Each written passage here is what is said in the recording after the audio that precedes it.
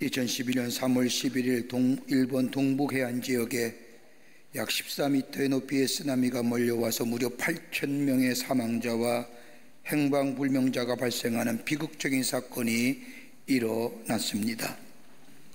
이 비극적인 상황 속에서 쓰나미의 피해를 입지 않는 두 마을이 화제거리였습니다. 하나의 마을은 이와테현의 후다이 마을이라는 곳인데 단 한 명의 사상자도 없었습니다. 그것은 1967년에 마을 앞에 15.5m의 높이와 길이 155m가에 완공된 1984년에 완공된 숨은 덕분이었습니다.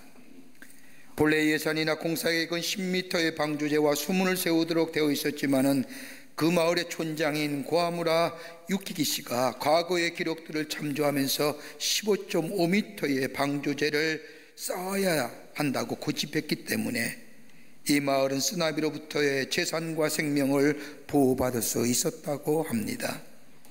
촌장인 고아무라 유키기 씨가 이렇게 고집한 이유는 과거 메이저 시대에 15m의 쓰나미가 왔다는 역사적 사실에 근거하며 적어도 방조제의 높이는 15.5m가 되어야 한다고 강조하고 주장했기 때문에 마을이 구원함을 받을 수가 있었다는 겁니다.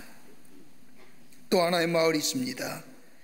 이 마을은 미와코시의 아네키키 지역의 12가구의 40명이 사는 작은 마을도 이 쓰나미로부터 피해를 입지 않았습니다. 과거에 쓰나미를 경험한 마을의 어른들이 해발 60m의 비석 하나를 세우면서 이 아래에는 절대로 집을 짓지 말라는 이야기를 남겼기 때문에 이끼가 끼고 오래된 비석이었지만은 마을 사람들은 그 비석을 바라보면서 그 위에 집을 지었습니다. 마침 쓰나미의 경보가 울렸을 때 사람들은 자신들의 집으로 돌아갔고 쓰나미는 해발 50m까지 차고 더 이상 넘어오지 않아 마을 사람들은 하나도 피해를 입지 않았다는 겁니다. 삶의 위기가 닥쳤을 때에 준비가 잘한 사람은 있는 반면에 아무런 대비하지 못한 사람은 그대로 피해를 입는 것을 보게 됩니다.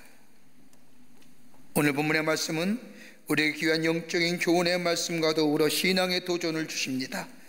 이스라엘 백성들의 죄악으로 인하여 무려 70년간의 바벨론 포로 생활을 합니다. 하나님의 약속대로 70년간의 바벨론의 포로 생활을 마치고 저들이 예루살렘으로 돌아온 이스라엘 백성은 하나님이 약속하신 말씀대로 저 예루살렘의 성곽을 건축할 뿐만 아니라 성전 건축을 시작하지만은 주의 방해로 인하여 성전 건축과 더불어 성곽의 건축은 멈추어지고 이스라엘이 멸망하고 그 토토화된 자리에 다른 가나안 족속이 자리 잡았고 살게 된 저들과 함께 혼합하여 그곳에 머물러 살게 됩니다.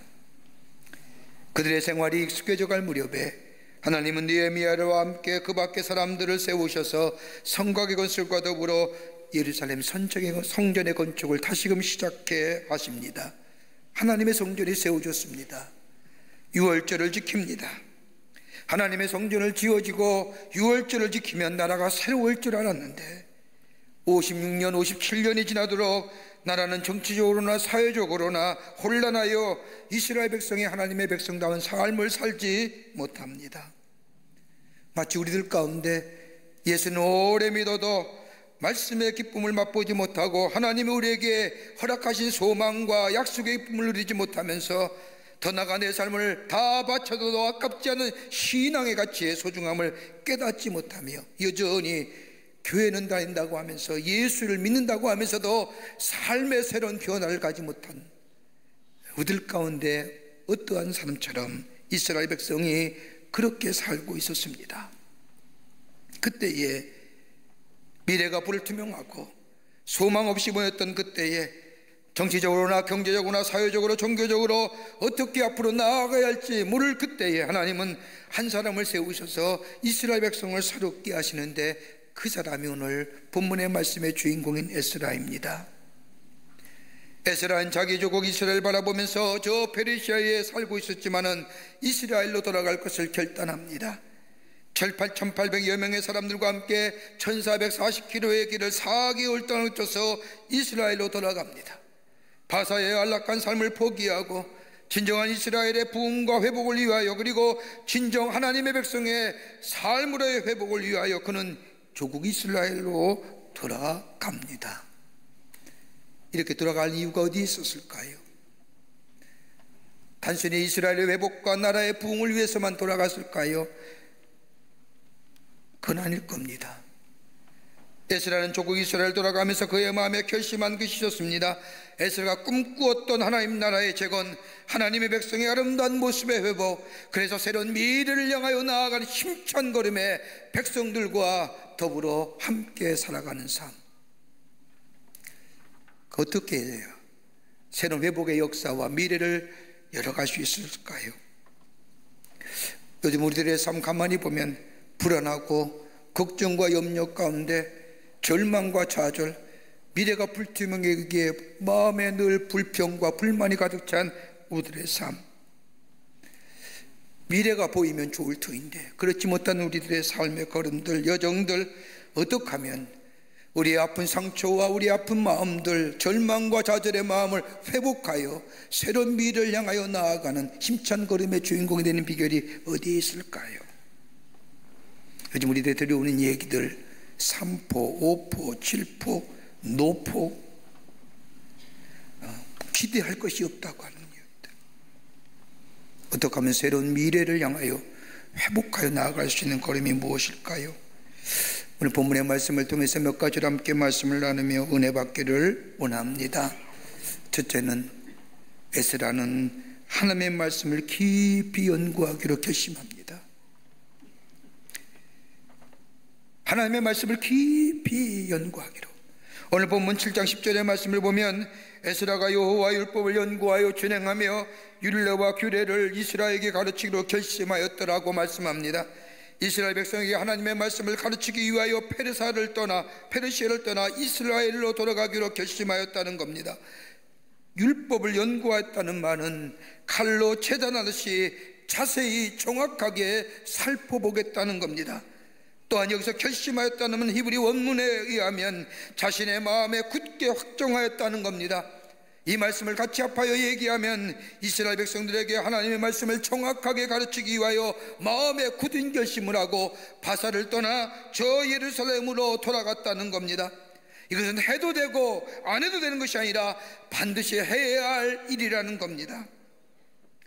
에스라가 어떤 사람입니까? 에스라 7장 6절의 말씀을 보면 에스라에 대해서 성경은 말씀하기를 에스라가 바벨론에서 올라왔으니 그는 이스라엘 하나님 여호와께서 주신 모세의 율법에 익숙한 학자로서 그의 하나님 여호와의 도우심을 힘으로 왕에게 구하는 것은 다 받는 자이더라고 소개합니다. 모세의 율법에 익숙한 자, 여호와의 도우심을 입은 자, 왕에게 구하는 것마다 다 받는 자, 이게 이 에스라였습니다. 아마도 에스라는 바벨론에서 태어난 유다의 2세 내지 3세일 겁니다. 성경의 말씀을 맹거는 대제사장 아론의 16대 손입니다. 그가 하는 서기관의 일을 맡아보던 사람인데 서기관의 일은 대외의 문서들을 보관하고 경우에 따라서는 왕을 보좌하는 비서의 역할을 하던 사람입니다. 그런데 오늘 성경 말씀을 보면 율법에 익숙한 자 뿐만 아니라 여호와의 도우심을 입은 자, 더 나아가 왕에게 구하는 것마다 다 받는 자라고 에스라를 소개합니다. 이 말씀은 다른 것이 아니라 말씀을 연구하고 말씀대로 살아가는, 마치 바벨론 시대에 느부갓네살이 다니엘을 인정한 것처럼 다리오 왕이 하나님의 말씀대로 살아가는 에스라를 귀하고 신실하게 여겨 신뢰했다는 겁니다. 그런데 이 에스라가 그 바사에 안락하고 편안한 생활 다 버리고 예루살렘으로 하게 된 결심은 어떤 것입니까? 오늘 본문의 말씀은 에스라는 비교적 자기의 조국 이스라엘의 역사에 접근하기 쉬운 자리에 있었습니다. 하나님의 말씀의 율법을 쉽게 접할 수 있는 사람이기에 그는 하나님의 율법서를 보면서, 말씀을 보면서 이스라엘의 역사를 연구하고 살펴봅니다.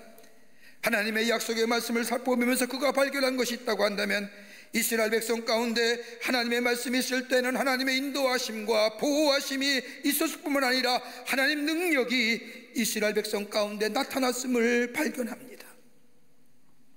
그러나 이스라엘 백성 가운데 하나님의 말씀이 사라졌을 때에 자신들의 소견이나 생각대로 자신의 삶을 살 때에 하나님의 백성이 이스라엘 백성의 가운데 없었을 때에는 이스라엘 백성들의 삶 가운데 삶의 곤고함과 더불어 어려움이 닥쳐왔다는 사실을 발견합니다. 이러한 사실을 발견한 에스라는 먼저 하나님의 말씀을 따라 자신의 삶을 살아갑니다. 하나님의 말씀을 따라 살아가게 될 때 하나님은 자신을 존귀하게 한 자로 세울 뿐만 아니라 여호와의 도우심을 입어서 왕에게 구하는 자마다 다 받는 자로 자신을 존귀한 자로 세우실 뿐만 아니라 하나님의 능력의 손길이 자신의 삶을 이끌어감을 자신이 먼저 경험합니다. 가장 척박한 땅, 회복될 수 없는 그 땅과 그 자리에서 하나님은 이 에스라를 형통케 하셔서 높은 자리에 세우시고 평안하게 하시고 왕에게 구하는 모든 것을 얻게 하시는 복된 인생으로 살게 하신 것을 에스라가 먼저 말씀대로 살았더니 그 말씀의 역사가, 그 능력이, 그 축복이 자신에게 이 말씀을 경험합니다. 그래서 마음에 결심한 겁니다. 이스라엘의 진정한 회복은 저 하나님의 성전을 건축해서가 아니라 유월절을 지켜서가 아니다. 그보다 더 중요한 것은 하나님의 말씀이 우리나라 이 백성에게, 이스라엘 백성 가운데 있어야만이 이것이 진정한 회복이고 이것이 흥왕이고 이것이 새롭게 됨의 역사를 경험한 것이라고 에스라는 깨달았다는 겁니다. 그리고 나 자신부터 에스라부터 하나님의 말씀을 철저하게 연구하겠다는 결심입니다. 하나님이 어떤 분이며 하나님이 어떤 상황 속에서 이 백성을 인도하셨으며 이끌어 가시는가, 하나님의 말씀을 통하여 연구하겠다는 겁니다. 여러분, 호세아서 6장 4장 6절의 말씀을 보면 내 백성이 지식이 없으므로 망하는도다. 내가 지식을 버렸으니 나도 너를 버려 내 제사장이 되지 못하게 할 것이요 내가 내 하나님의 율법을 잊었으니 나도 내 자녀들을 잊어버리리라. 에스라는 이스라엘 역사 속에서 하나님의 말씀을 잊어버릴 때에 하나님은 이 백성을 잊어버리고 하나님께서 당신의 자녀를 돌보지 않음으로 인하여 이스라엘이 멸망과 수치와 곤고와 고난의 역사가 저들 가운데 있었음을 알고, 그러나 하나님의 말씀에 회복될 수 있다고 하면 이스라엘 다시 회복될 뿐만 아니라 하나님의 거룩한 백성이 될 것이라고 확신하였기에 그는 바사의 편한 것을 버리고 예루살렘으로 돌아가기로 결심했다는 겁니다. 여러분, 10편 119편 73절의 말씀을 보면 다윗이 이렇게 고백합니다. 주의 손이 나를 만들고 세우셨사오니 내가 깨달아 주의 계명들을 배우게 하소서. 나를 나되게 만들고 나를 세워가는 주의 말씀, 나를 하나님의 자녀답게 살아갈 수 있도록 하는 것은 다른 것이 아니라 하나님의 말씀, 내 인생을 다시 세우시고 회복시켜서 새로운 미래를 열게 하는 것, 다름 아닌 하나님의 말씀, 그 말씀을 배우게 해달라는 겁니다. 진정한 회복은 새로운 미래를 열어가는 그런 다름이 아니라 말씀의 회복이라는 것을 깨달았다는 겁니다. 저는 2주 전에 한국교회의 역사를, 기독교 역사를 연구하는 교수님과 함께 식사하면서 이야기할 기회가 있었습니다. 135년의 기독교의 선교 역사 가운데 이 한국의 역사에 기독교가 미친 영향은 어마어마한데 자꾸만 폄하되어 가고 자꾸만 훼손되어 가는 것이 안타깝다고 얘기할 때에 그때 그 교수님이 저에게 한 말이 아직도 기억이 납니다. 김 목사, 우리나라가 가장 어렵고 힘들 때에 한국의 근대사, 현대사 역사에, 한국 기독교 역사에, 한국의 역사에 기독교가 끼친 영향이 어마어마하지만 그 가운데 나라의 주권이 일본에 빼앗겨지고 모든 분야에 무너져서 회생 가능성이 없다고, 절망이 어둠의 그 자체라고 모두가 다 절망할 때, 심지어 백성들이 그랬던 지도자들조차도 이 민족에게는 희망이 없다고 하면서 부치를 꺾었던 그때에 기독교는 이 민초들에게 하나님 나라의 말씀을 가리키며 하나님 나라의 사상을 기입하며 말씀의 저들 가운데 있을 때에 그 절망과 좌절의 어둠이 사라지고 빛된 소망으로 새롭게 했던 그 말씀의 역사가 민족의 독립과 자주를 위해 싸우게 했다. 말씀의 회복이에요. 왜 우리의 삶의 믿음은 가지고 있으면서도 무기력하고 의미를 찾지 못하고 내 삶 속에 하나님의 주신 기쁨이 충만하지 못한 이유가 어디 있을까요? 어디요? 예수를 믿는다고 하면서도 성경에 나타난 수많은 기적의 역사들, 말씀의 역사들은 왜 내 삶 속과 이렇게 괴리되며 나에게는 일어나지 않는 하나의 저 멀리 들려오는 전설 같은 이야기로 남아있는 이유가 어디 있을까요? 다름이 아니라 하나님의 말씀의 결핍은 아닌지요, 말씀의 핍절함은 아닌지요.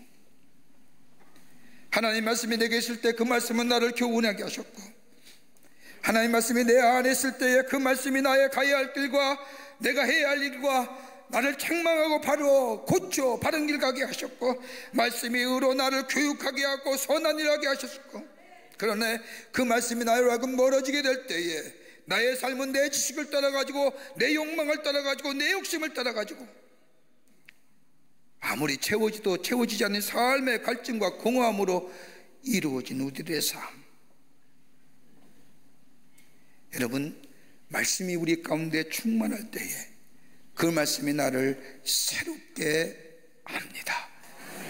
그러게 말씀이 육신이 되어 우리 가운데 오신 예수님, 그 말씀이 충만하니 우리를 회복해 하시고 새로운 미래를 열어가시는 놀라운 은혜가 있게 될 줄 믿습니다. 두 번째는 말씀대로 살겠다는 결심입니다. 에스라의 또 하나의 결심은 하나님의 말씀대로 살겠다는 결심입니다. 에스라는 바사와 나라의 풍습과 문화 속에서 하나님의 말씀을 지켰습니다. 다니엘이 마치 바벨론에서 하나님의 말씀대로 살았던 것처럼 사드락과 메삭과 아벳느고가 하나님의 말씀을 지키다가 불물 속에 들어가 것처럼 하나님의 말씀을 따라 살았습니다. 여러분, 말씀을 따라 살 때에 하나님의 축복이 있습니다. 여러분, 시편 1편의 말씀을 보십시오. 여호와의 말씀을 주야로 묵상하는 자가 될 때에 형통함의 축복이 임하게 됩니다. 묵상한다는 게 뭘까요? 되새김질하는 겁니다. 되새김질하고 여러분, 깊게 생각하고 메디테이션 한다는 게 그냥 생각하는 것이 아니라 되새김질하고 소화시켜 내 것으로 만들어 나의 삶의 자양분을 삼는 게 되새김질하는 거예요. 말씀을 읽고 묵상하고 내 것으로 만들고 삶에 실천하면서, 그럴 때에 시냇가에 심은 나무처럼 풍성한 결실이 있습니다. 하나님께서 인정하시는 복을 누릴 수가 있습니다. 하나님의 능력은 하나님을 아는 데서 나오는 것이 아니라 말씀대로 행하며 사는 것에서 나온다는 걸 체험한 예수라는 자신이 먼저 하나님의 말씀대로 살 뿐만 아니라 풍성한 축복을 누릴 뿐만 아니라 은혜의 삶을 누릴 뿐만 아니라 다른 사람도 이스라엘 백성에게 그 말씀을 가르치고 그 말씀대로 살아야 할 것임을 이야기하기 위해서 저는 걸음을 그 장군 1800여 명의 사람들과 함께 1440km를 4개월 동안 걸으며 예루살렘으로 돌아온 겁니다. 여러분, 시편 119편 1절과 2절의 말씀을 보십시오. 행위가 온전하여 여호와의 율법을 따라 행하는 자들은 복이 있으며 여호와의 증거를 지키고 전심으로 여호와를 구하는 자는 복이 있도다. 진정한 복이 있는 자는 하나님의 말씀을 아는 사람으로 말하지 않습니다. 하나님의 말씀을 행하는 자를 진정으로 하나님의 축복이 임한다는 겁니다. 그러기 로마서 2장 13절 말씀에도 하나님 앞에서 율법을 듣는 자가 의인이 아니요 오직 율법을 행하는 자라야만이 의롭다 하심을 얻으니라 하신 거예요. 행하는 자입니다. 여러분, 한 인생을 마무리하면서 그 인생에 잘 살았느냐 못 살았느냐 평가의 기준이 어디 있을까요? 무슨 일을 했느냐, 높은 자리에 있느냐, 선한 영역을 미쳤느냐, 여러분, 그것 가지고 평가할 거 아닙니다. 그 인생이 잘 살았느냐 못 살았느냐 평가의 기준은 세 가지로 얘기할 수 있을 겁니다. 3P라고 얘기하는데, 하나는 뭐 얼마나 인내하고 살았느냐, patience. 얼마나 인내하고 살았냐, 얼마나 우리가 급하게 삽니까? 여러분, 우리 가운데 얼마나 분노가 많을까요? 분노의 이유가 뭘까요? 참지 못해서 일어나는 분노. 그로 인하여 나도 피해자고 다른 사람도 피해하게 하는, 서로 상처받게 하는. 여러분, 인내하고 사십니까? 아니잖아요. 조금만 늦어도 화나고 내 앞에 새치게 해도 얼마나 분노합니까? 얼마나 페이션 인내하고 살아요. 두 번째로는 얼마나 평화하느냐, 피스. 여러분 평화하십니까? 왜 대답을 못 하십니까? 이렇게 전염병이 창궐한데 평화하십니까? 피스 하십니까? 평화해야 됩니다. 주님이 나와 함께 하시기에, 주님이 우리의 삶을 인도해 주시기에 평화할 줄 알아야 됩니다. 또 하나 있다고 한다면 얼마나 프랙티스 실천하며 살았느냐, 얼마나 행하고 살았느냐, 우리가 얼마나 지식과 정보의 시대에 삽니까? 얼마나 많이 하나님의 말씀을 압니까? 여러분 얼마나 많은 말씀을 다 들었습니까? 그런데 우리가 그 말씀대로 사나요? 한 인생이 얼마나 잘 사느냐의 평가는 그가 무엇을 남겼느냐, 어떤 일을 했느냐, 어떤 선한 영역이, 그보다 더 중요한 것이 있다 한다면 내 마음에 평화하고 내 마음에 인내하고 내 마음에 말씀을 들은 대로 실천하며 살았느냐는 겁니다. 우리 하나님 말씀을 많이 듣습니다. 말씀대로 살지 못한 이유가 어디 있을까요? 말씀보다 더 소중히 여기는 것이 우리 가운데 있기 때문이 아닌가요? 나의 삶을 편안하게 하는 것들, 안락하게 하는 것들, 나의 삶의 존재의 기반들, 그것이 물질이든 세상의 적당한 주의이든 나에게서 나로 하여금 편안하고도 안락한 삶을 주는 것들, 이것이 사라지면 내 삶이 마치 무너질 것 같은 것들, 그러기 하나님 말씀보다 이것이 내게는 더 소중하고 중요하다고 생각하기에 하나님의 말씀에 대해서는 목숨 걸지 않지 않습니까?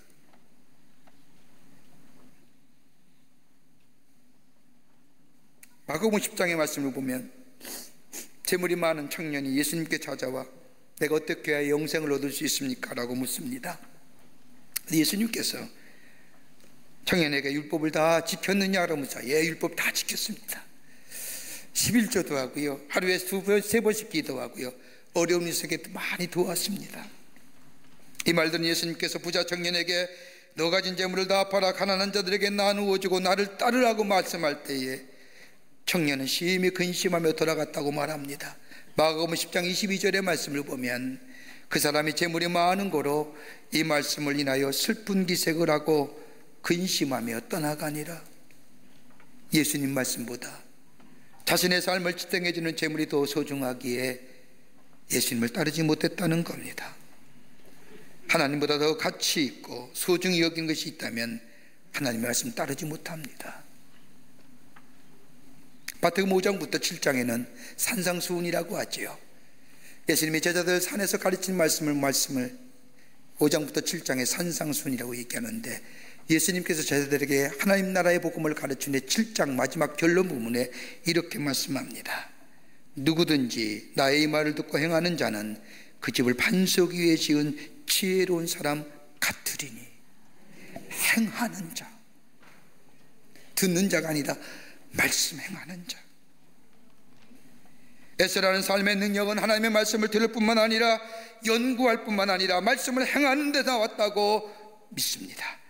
우리가 하나님의 말씀을 듣고 의식하고 의지해서 내 삶 가운데 그 말씀을 적용하며 실천해 나갈 때에 말씀 속에서 역사하시는 하나님의 능력이 나타납니다. 그 능력이 우리의 간증이 되고 우리의 증거가 됩니다. 여러분, 이 간증과 증거가 있는 자들이 드리는 예배가 얼마나 능력 있는 예배가 있습니까? 우리가 드리는 이 찬양이 단순한 찬양으로 그치는 것이 아니라, 우리가 드리는 기도가 단순히 기도로 드리는 것이 아니라, 우리의 헌신과 우리의 헌금과 우리의 드림이 단순히 드림이 아니라 정말로 생명력 있고 살아있는 능력인 체험한 자의 고백이 예배와 기도와 더불어서 드림과 찬양으로 나타나게 될 때에 그 삶에 하나님은 새롭게 하시는 역사가 있게 될 줄 믿습니다. 말씀을 행하는 거예요. 끝으로 말씀을 가르치기로 결심합니다. 말씀을 가르치기로. 에스라는 하나님의 말씀을 연구할 뿐만 아니라 하나님의 말씀대로 순종하여 살 뿐 아니라 하나님의 말씀을 이스라엘 백성에게 가르치기로 결심합니다. 그러기에 안락한 자리를 버리고 자기의 고향 땅인 예루살렘으로 가는 그 이유는 단 한 가지, 이스라엘 백성에게 하나님의 말씀을 가르치기 위함이에요. 말씀을 연구하고 말씀을 따라 순종하며 실천할 뿐만 아니라 이스라엘 백성들이 하나님의 말씀을 듣고 실천하여 그 백성들이 하나님의 말씀대로 살아가 하나님의 능력과 축복이 저들 가운데 나타나고 그들 속에 하나님의 자녀됨이 회복될 뿐만 아니라 절망과 좌절의 어두움이 사라지고 새로운 소망과 빛의 세계가 저들 앞에 나타나는 역사. 다시금 하나님 앞에 살아갈 뿐만 아니라 하나님 앞에서 새로운 헌신 있는 하나님의 백성으로 세워지기 위해서 이 에스라는 그 먼 길을 마다하고 말씀을 가르치기로 결심하고 바사를 떠나 예루살렘으로 향하였다는 겁니다. 이스라엘 백성이 하나님의 백성으로의 전체성이 상실되고 환경과 여건을 따라가는 것은 바로 다름이 아니라 하나님의 말씀을 모르고 하나님의 말씀을 사하는 것에 대한 디스플린, 훈련이었기 때문에 이 말씀을 가르치고 훈련하지 않으면 새로운 미래가 우리 백성에게 열려지지 않는다는 사실을 알았던 에스라기에 그는 그 조건, 그 환경, 그 안락함을 버리고 예루살렘으로 돌아갔다는 겁니다. 여러분, 모세가 가나안 땅에 들어간 이스라엘 백성들에게 간절한 마음으로 쓰여진 간구의 말씀이 신명기 6장 7절의 말씀에 나옵니다. 신명기 6장 7절의 말씀을 보면 내 자녀에게 부지런히 가르치며 집에 앉아있을 때든지 길에 행할 때든지 누워있을 때든지 일어날 때든지 이 말씀을 강론할 것이며, 이렇게 모세가 가나안 백성에게, 이스라엘 백성에게 부탁한 것은 다름이 아니라 가나안 땅에 대해 풍족하게 되고 재물로도 능력이 얻어서 편안하고 안락하게 될 때에 그때에도 너희 가운데 잊지 말아야 할 것이 있다고 한다면 저 광야 생활에서 함께 하신 하나님, 노예 자리에서 회복시켜주셨던 하나님, 그리고 이 하나님이 이 백성에게 행하고 약속하는 일들, 그리고 하나님께서 이 백성들에게 원하고 바라시는 것들을 자녀들에게 가르치라는 겁니다. 이게 생명의 길이라는 거예요. 여러분, 우리 가정에 살 일이 뭘까요? 우리 자녀들이 살 길이 어디 있을까요? 아니, 이 나라 이 백성에게 살 길이 어디에 있을까요? 여러분, 하나님의 말씀은 저절로 들려지는 것이 아닙니다. 전파해야 됩니다. 전파하는 자의 걸음이 복된 걸음이라고 얘기합니다. 저절로 하나님의 말씀이 내 삶 속에 들어와서 내게 생명을 주고 내게 능력을 주는 것이 아닙니다. 전하여지고 가르쳐지고 그래야만 듣는 자가 있고 들어질 때에 그 말씀이 저들의 삶 속에 뿌리가 박히고 생명의 역사를 있고 능력의 역사를 일으키는 거예요. 전하는 거예요. 가르치는 거예요. 여러분, 마태복음 28장 19절과 20절의 말씀을 보십시오. 너희는 가서 모든 민족으로 제자를 삼아 아버지와 아들과 성령의 이름으로 세례를 베풀고 내가 너희에게 분부한 모든 것을 가르쳐 지키게 하라. 볼지어다 내가 세가 끝날까지 너희와 항상 함께 있으리라 하시니라. 여러분, 하나님이 세상 끝날까지 우리와 함께 하신 이유가 어디 있을까요? 이유는 단 하나예요. 내가 너에게 지시한 이 복음이 전해지고 증거되고 지켜지는 그 자리에, 역사하는 그 자리에 주님이 함께 하신다는 거예요. 아무 때나 함께 하는 게 아니래요. 이 천국의 복음이 전파되고 가르쳐지고 증거되고 지켜지는 그 자리에 우리 주님이 세상 끝날까지 함께 하시겠다는 겁니다. 회복의 역사는 어디서 일어납니까? 새로운 미래가 어떻게 열려집니까? 여러분, 인간이 아무리 노력해도 됩니까? 요즘 일어나는 바이러스가 일어날 줄 누가 알았습니까? 그래도 많이 모여서 예배 드리는 거 보니까 참 우리 교인들 훌륭합니다. 저는 많이 빌 줄 알았거든요. 누가 알았습니까? 그럼에도 불구하고 여러분, 이 민족이 새로운 미래를 열고 절망과 어둠을 넘어서서 하나님의 약속하신 것을 이룰 수 있는 사람이 아니라 말씀이 회복되고 말씀이 가르쳐지고 말씀이 전파되고 먼저 믿는 우리가 말씀대로 사는 그 말씀의 능력의 역사가 우리 가운데 있게 될 때에 내가 살고요, 우리 가정이 살고 우리 사회가 살고 이 민족이 사는 회복의 역사와 새로운 미래가 열려지는 복된 역사가 있게 되는 줄 믿습니다. 이런 놀라운 은혜가 여러분과 저 가운데서 새로운 소망 가운데, 어둠은 물러가고 빛의 놀라운 역사 가운데 새로운 미래를 향하여 나아가는 하나님의 축복을 누리는 여러분과 저와 되시기를 주의 이름으로 축원합니다.